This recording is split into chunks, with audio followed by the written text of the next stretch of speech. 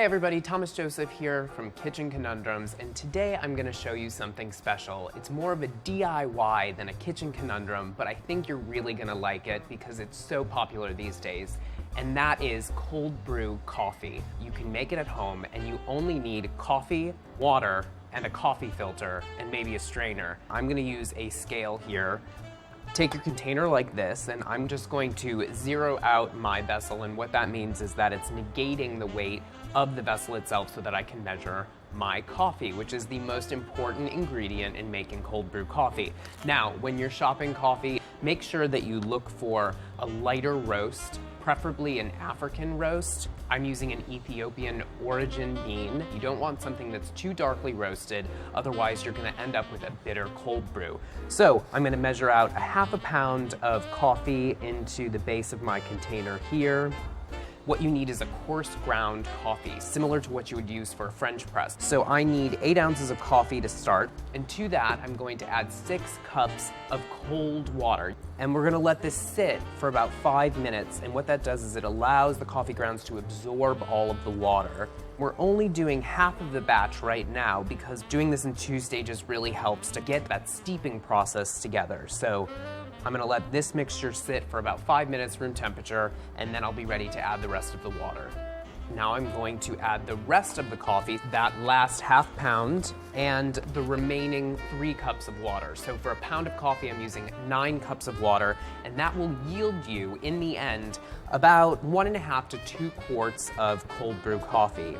Cold brew coffee, why is it so popular these days? Well, actually, cold brew coffee has been popular for a very long time. It's been popular in Kyoto, Japan since the 1600s, so cold brew isn't something new. Now, I'm just giving this a quick mix. Cold brew should take anywhere from 12 to 24 hours, 12 hours if you're gonna let it sit overnight at room temperature, or 24 hours if you're gonna put it in the refrigerator. I prefer doing this in the refrigerator because that slow, long process with colder temperatures really helps to bring out the natural aromas in the coffee without extracting the bitterness and the acidity that you would normally get if you brewed coffee with hot water.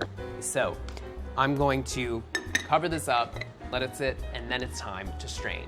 So our coffee has been soaking for 24 hours in the refrigerator, and you can see that it kind of settles down and compacts itself a little bit. And now for the first strain. Now, using a fine mesh sieve, pour your coffee into the sieve set over a bowl, or I have a measuring cup, and let this drain until all of that cold brew coffee drips out of the grounds. So the coffee grounds have been sitting for about 2 to 3 minutes. Don't press down on the grounds because you don't want to extract any of those bitter compounds, so do not press. I'm just going to move this over here, and now to strain this one more time, and I like to use a coffee filter.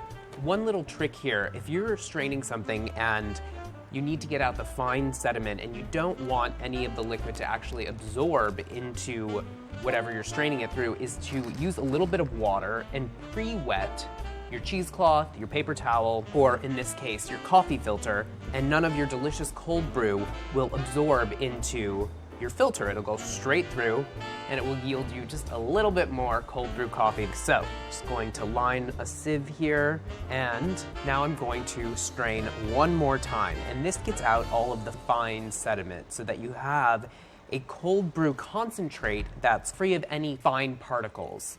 This will take about 5 to 10 minutes to fully drain, and then we're ready to serve the cold brew coffee. So you can see that all of this chalky sediment is left behind. So it's imperative that you strain your cold brew coffee twice. The great thing about cold brew coffee is that you dilute it. So you're going to double the volume and double your yield. So I have 3 cups of cold brew. I'm gonna go into a nice pitcher here. In the concentrate form, your cold brew coffee can stay in an airtight container for about 2 weeks, but I'm going to make a big batch of cold brew today. So 3 cups of coffee concentrate, 3 cups of water. If you like something that's a little bit richer in body and flavor, you could also dilute this with an equal portion of milk if you'd like. I am going to serve this cold brew up over some ice, and the great thing about cold brew coffee is that you really don't even need to sweeten it because the extraction process gives you a caramelly, chocolatey flavor and there are no bitter compounds, so there's really no need for sugar. So there you have it, a simple and easy way to DIY cold brew coffee. I'm sure you're going to be making this all summer long.